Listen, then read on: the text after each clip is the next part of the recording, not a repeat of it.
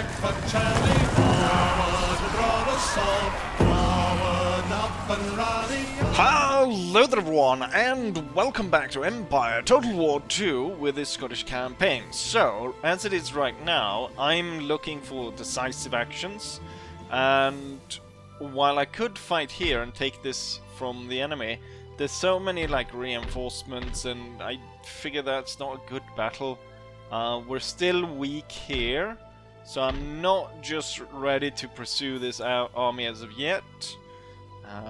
Instead, what I might do is just wait to reinforce and then move on to an actual territory, hoping that this army will be checked by the army up here instead. Down here, I would like to continue forward.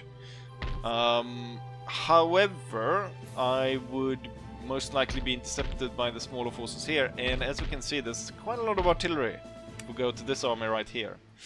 So it's vitally important that I remove their ability to recruit artillery from the artillery committee down here, which that navy comes in, which should be able to arrive at Yorktown and seize that next turn.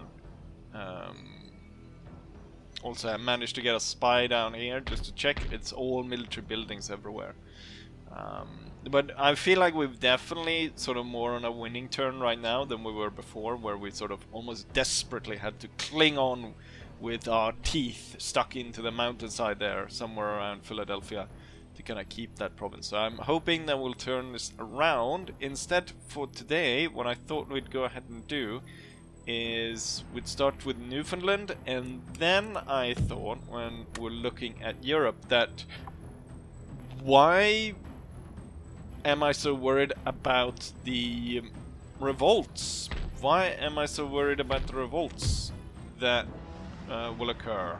Because if I allow them to occur and beat them down, then that will drop a considerate amount of the resistance. And as we've seen, the rebel forces aren't actually that strong. Now, perhaps it's bad to do this all at once, but I'm gonna allow... Okay, so the Middle Eastern army can actually move out. Huh. I should have done that earlier. So they'll be joining in there. I guess they can aid out with the Romans instead. No. And have the Romans march out. And then we'll see if we can beat it down. So we'll do that with all these. Except the Venetians, because I mean, that need of the Austrians to join in right now. But I want to have all of these three armies ready to move. So I'm going to intentionally crush the rebellions of these. And then we will pivot, go through the mountain pass, and attack. We'll do a reverse Hannibal. Although Hannibal probably crossed somewhere here, right? Not all the way over here. And I mean, there's nothing to be done here. Hopefully I can once again avoid losing this by crushing this cavalry force. And then most likely I'll be fighting a losing battle here. But as the Bengal army will arrive, they will most likely crush the enemy here. So with that, let's go ahead and start by taking Newfoundland and cutting off the holding the French have kind of behind us here. So an important point to take. And there's not much to say there. Then I have twice the troops. The enemy though has an advantage in artillery and cavalry, because I have no cavalry and no cannons. But I figure that my all colonial army actually will do just fine.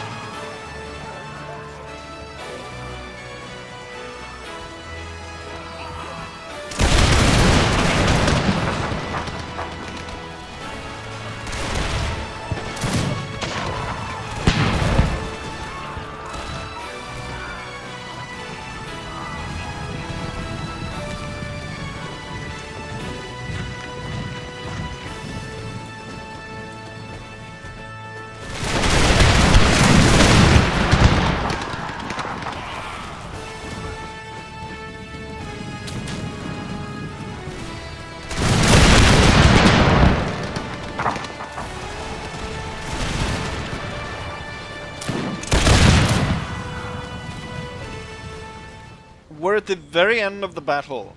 It's taken over 30 minutes, and I decided that, you know what, I'm not going to spend this entire episode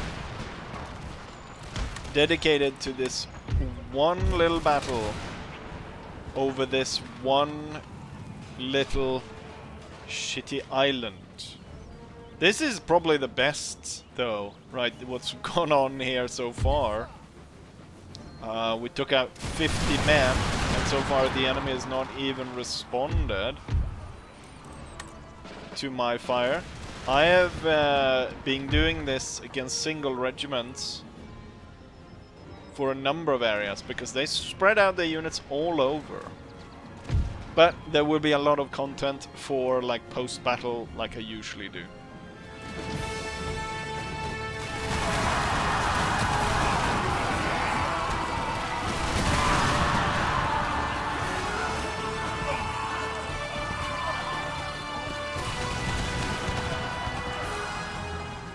Here's the result of the battle. We deployed 3,330 men. Lost 1,397. Most of that was, I think, the native contingent. Actually, a lot of the native contingent have seemingly survived. But they took a heavy beating in melee fighting. Actually, when we take a look at this, units lost. Yeah, it is the native auxiliaries that have lost the most, because their units are larger to begin with. Highest kills though goes to the American Boston regiments. At the end there, they were able to find their groove, and we were able to slay quite a bit of enemies. The important thing though is I have secured this area and the port and so on. We're looking at a rebellion. I think with my newfound strategy of not trying to avoid rebellions, will allow them to come. I will recruit some extra troops though in preparation.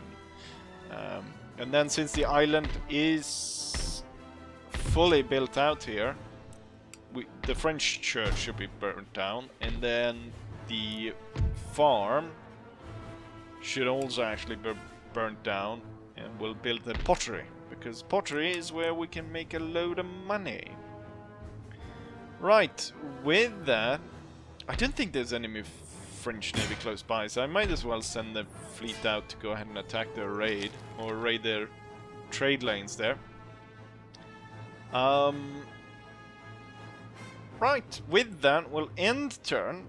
Hopefully the board will be more to my liking, and we'll make some decisive moves and steal some more land of our enemies. Well, the rebels are finally kicked into gear. Not entirely sure what spurred them on. I guess the oncoming onslaught of the French have kicked the rebels into gear here. They have no chance whatsoever, though, in this fight.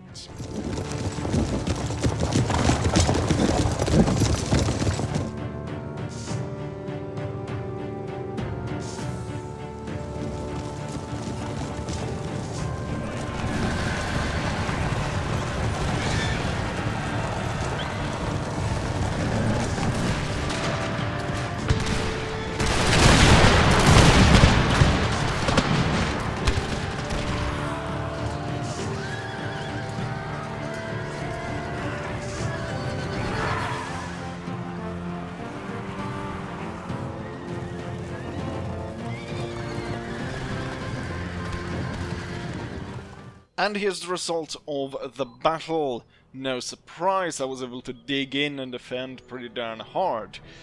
The enemy deployed 600 cavalry against 2,800 men of mine. The enemy lost 561, leaving them only with 49 men, and even the leader of the rebellion died as well, so I don't think we'll be seeing these rebels anymore. And with that, the turn is over, and we have winter bearing down on us. We've quite a few raids, a lot of it down in, what's it called? In America. Lots of raids there. We also have rebel. What? It's actually like a pope figure for the rebels. Almost looks like medieval. He's got, not gonna try and pronounce that. Oh, he's actually got like a papal guard, like with the papal color things there going on. How about that? This is gonna trigger some people. I'm sending the Middle Eastern army to defeat the Pope. Right, I'm gonna detach the general and all the cavalry to go ahead and deal with the Pope. Right. Oh, I know. The Pope? I mean Napoleon, of course. Napoleon the Augustino against Edward Forsyth. Right, the enemy's there. No chance. Out resolve. Sorry, I just killed the Pope with my Middle Eastern army. That did help some. Not as much as I thought. It's still -1. So unfortunately the Roman army will not be marching on. As of right now. Trent Gain, cavalryman, which is, that seems to check out since he moved up with his cavalry ahead. And then we have all the letters of demands and stuff from northern Italy, but also here in Newfoundland. However, I will be able to recruit new units to aid me in this struggle. I think we'll go for native musketmen. Will be a raid against the local populace. And then Eastern mysticism, more all the ships that I've been recruiting in the home. So that, and in the home island I should say, to protect that. Right. Now the important bit here. Now I have not actually checked. Yeah, it's actually more open than before. They've started moving troops here. We have, he keeps switching side for this main force here. That's a rather large battle where I will also be attacked in the rear. What I would do is I would send a force actually to lay siege to the town and then go ahead and go around and attack him. But before I do anything like that, and also this actually opens up for a strike right through here. Oh. Or so I thought. How are they being reinforced? By 9,000 troops. Settlement besieged. That is only if I take the fight though. Which I'm not going to right now anyways. Right, what I will do though is I will take this navy. And I will attack here. And for some reason this, as soon as I click on this navy, it starts to stutter like crazy.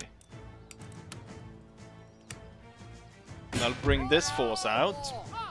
So we have 2,600 defenders against my 3,300 that are coming in for an attack, which is good.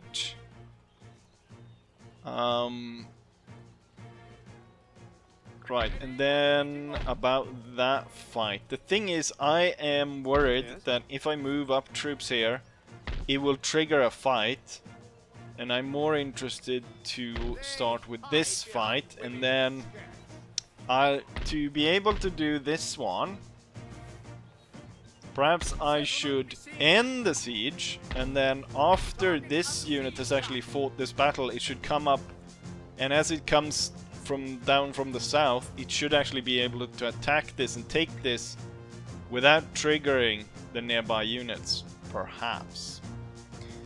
But let's go ahead then and have our third battle here and deal with the defenders. It's a ragtag force of militia, pirates, and all kinds of nonsense under Adrian Lefranc against Alistair Cameron. My army is coming from up the hill. As we can see, we've started opening artillery fire here. The howitzers targeting the infantry formation, while the cannons are targeting their cavalry. They have placed their artillery in a really bad spot. where most of the guns are firing straight into the hill, so I'm not too worried about that.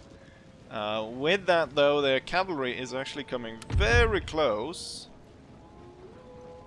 to my front line, so I will order them quickly into position here. And then we've got the nobles coming in as reserve. The cavalry brigade will be marching up on the left side here. Normally I would try and hold fire, but as they're advancing so early against, they're hiding there in dead ground, they are quite close. The next artillery shot is just about to be fired off. I'm surprised they're still standing with the amount of fire coming down upon them. And there goes another musket volley.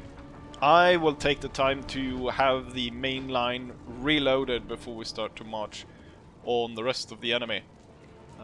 I don't think we'll be seeing that unit anymore. So I will instead, rather than actually focusing on the enemy cannons, which I don't think we'll even hit, I think we get a better shot at firing at the main line and focusing in on that.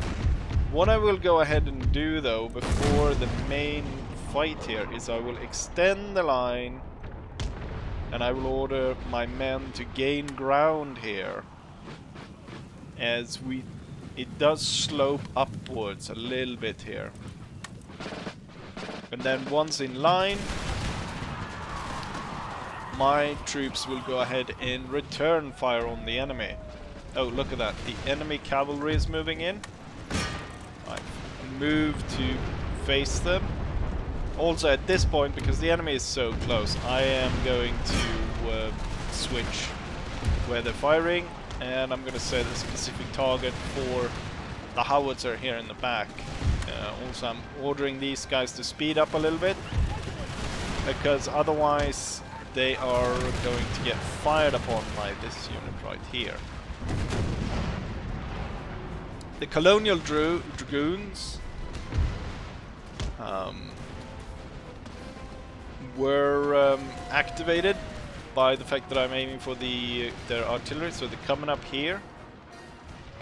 I will go ahead and make sure that the reserve brigade is there to cover them once they try to kind of go through there.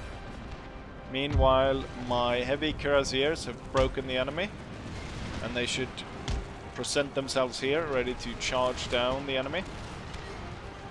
Not entirely sure. The enemy dragoons might be... yeah, they're turning to face my troops here to stop them going after the cannons. So these were... oh, it's the household guard cavalry that's coming in. Right, the main fight is going well. The two heavy cavalry units will now be ordered to join in the fight, taking two of the units here that retreated off the main line.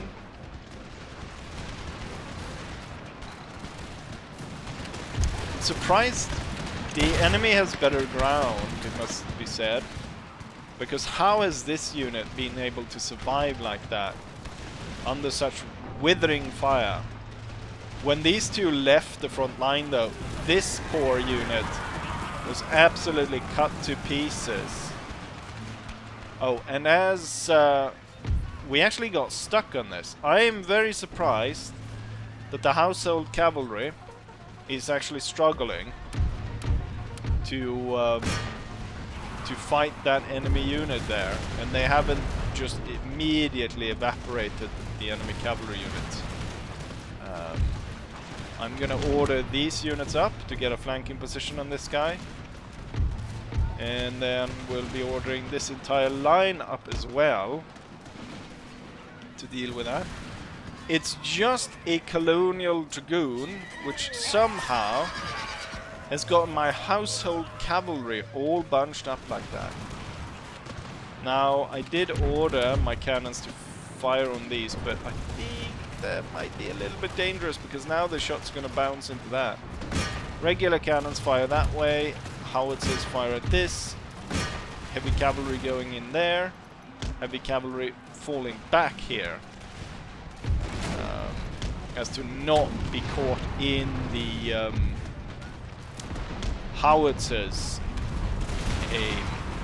Or under the howitzers flame, I should say, perhaps. I think, you know what, I'll go ahead and replace the 4 units here with the reserve brigade. And even with my heavy cavalry now turning up on the colonial dragoons, they still hold on. Right, we'll order these guys. What I'll do is I'll order them to run to this position. Once they start to get close, I'll pull the main front line off. Right, finally, my cavalry was done with that fight, but they must be tired at this point. Very tired. Right, hold fire and retire, and then howitzer. These guys are getting very close, so I'm ordering the howitzer specifically to target an area there to try and avoid getting shot to pieces. I do still think that the noble cavalry probably have enough to deal with the enemy cannons out there, and I'll order the heavy cannons to hold fire. Looks like the main fighting is now going down here, where the nobles just absolutely eviscerated this buccaneer unit. Okay, so we've got a unit retreating over here. Charge that one down. Heavy cavalry will go for this unit right here. Oh, here comes the howitzers, smashing into the retreating troops. I would say at this point the enemy is done for. And so the enemy's ability to recruit cannons is no more, and we now have a very decisive victory against the enemy. And we've also gotten the enemy to be a large part of the enemy force is now cut off from proper supply, even though that's not how it works in Empire. But oh, they're still fighting. Ordering charges.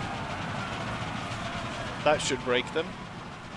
I think I put too much confidence in my, what's it called, the noble cavalry. The household cavalry. I thought they had pretty good stats.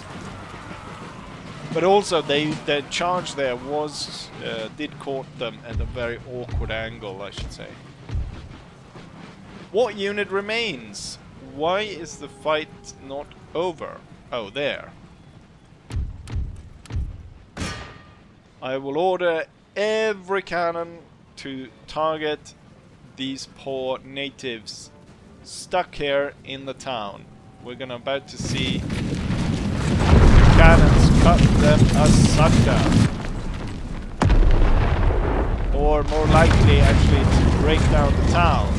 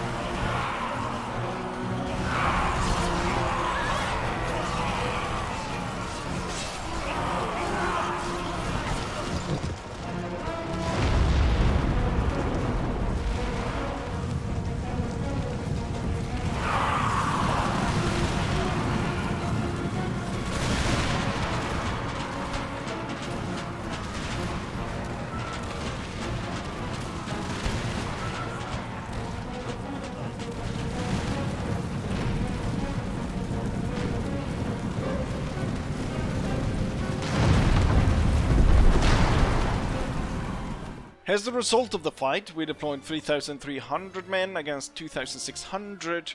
The enemy lost their entire force. I only lost 550. I kind of figured that I lost more men. It felt like it. But only 550 men, and only about 25 of those, exactly 25 of those, was friendly fire. Cuirassiers killing the most, followed by Scottish Line Infantry, followed by more Cuirassiers, and so on. More or less everyone gained a chevron, except one cannon and the general. Oh, and okay, so there were a few more that did not get chevrons. But Williamsburg, Virginia now falls to my command. Go ahead and take that over. We're gonna burn down this. And now, I think for the first time here, I get tobacco, which, if I recall correctly, is the highest price commodity there is by far. Look at all the others. The best one after that is coffee at 39. Tobacco is 75. Once I get a hold of all of this, all of North America should be as many of these holdings as possible should be turned into tobacco plantations. And already now, when I've just conquered this, this is going to be turned into tobacco, and this needs to be turned into a trade port so I can start exporting that as soon as possible. The question is now if I'm able to do a little bit of a switcheroo here and have this army. Okay, that didn't actually help. And I left this one open to revolt. Right, and I need kind of an end to... This one now got quite a lot of artillery. 3 32-pounders and then 4 24. Compared to theirs, I'd say I had a pretty good chance here. The thing is going to be heavily reliant upon reinforcement infantry coming in. So this force will march down and crush the enemy that is now kind of stuck there. And then I can take Maryland and reduce that. The enemy here, I don't like that they're kind of constantly switching position. I'm gonna march around so that I can attack that one head on. This force has marched up here. Are you at full strength now? Yes, you are. I will just go ahead and bypass the enemy there. And then attack here. The enemy has no chance. Outer assault.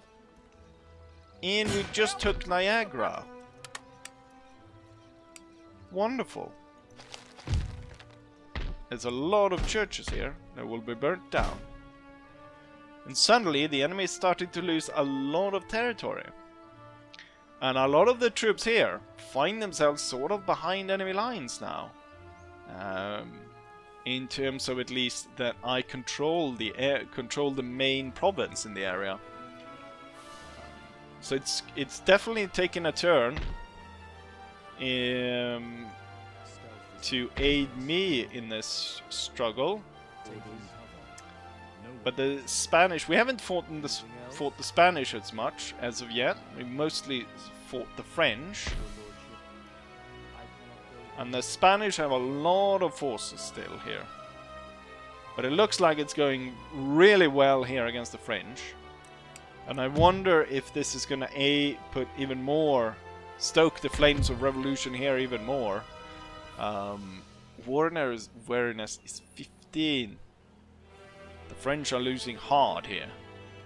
And they have to do everything to kind of hold on to their main area. The fact that they have exempted the region from tax, meaning they cannot pull any income from that, is pretty darn good. And the fact that my navy, with the newly recruited ships here, will go ahead and be able to take control of their trade ports in this area, plus this one is blocked meaning the trade that they can conduct is overland to the Spanish through here, which is about 6,500, and then through land here they get 2,000 from them. The Westphalians as well, but they get 1,000 through there. So the French economic situation is worsening. Now I imagine that they have a similar pool of saved up money close to me. Perhaps not 3.7 million, but they have a lot. But that is steadily being eroded here by constant war. In terms of prestige, I am about 400 points away from overtaking them as the primary power in the world. Right. I think that, you know what, it's time to end the episode. What I will say is that in between here, then I might try... Actually, I cannot do any turns in between here, because most likely the current situation will force this army into action, and I kind of need to close this out within this turn, so I cannot end it there. But if there is something that perhaps I can do, like this army could march... Now when we actually beaten the rebels here, I should march directly to the aid of this town, and then it's less likely that this town falls to the enemy. And then of course you will be marching up straight through the rear here to get them. So they are being held back in a good way. These guys realize, fuck, we need infantry, we're not getting anywhere. So that's going well there. So hopefully I'll be closing out this far eastern crap, which I don't want to focus on. And instead we can completely switch our focus now to Central Europe. And then also clearing out here. This, I guess, will be the main focus here. There hasn't been a lot of naval conflict, which the enemy has not tried. As of yet, there is a Spanish ship here, I note. But they have not tried. Is this... I think there's a fleet here that has no home port. Yeah. But they have not tried to attack... Oh, they have brought up fleets here. But they've not tried to attack any of my trade fleets. Besides, I left this area, of course. Perhaps what I should do is I should get a fleet to come in full force and kind of clear out the East Indies here and secure the trade ports that were lost. Currently Louisiana holds this one, and then the Spanish hold this one. I don't know, it's Georgia holds this one. To clear out those, to hit their trade there even more than we were already doing. And then remember to continuously building more of smaller forces that can be sent in, like this one that was sent in here, to strike, because there's a lot of points that could be attacked by these smaller armies. Like a lot of islands and stuff here could be secured ahead of the main attack. Anyways, I have played long enough. It's time for me to end this episode. So, I will be saying, like I always say, hopefully you guys enjoyed it, and hopefully I'll see you guys for the next one. Bye.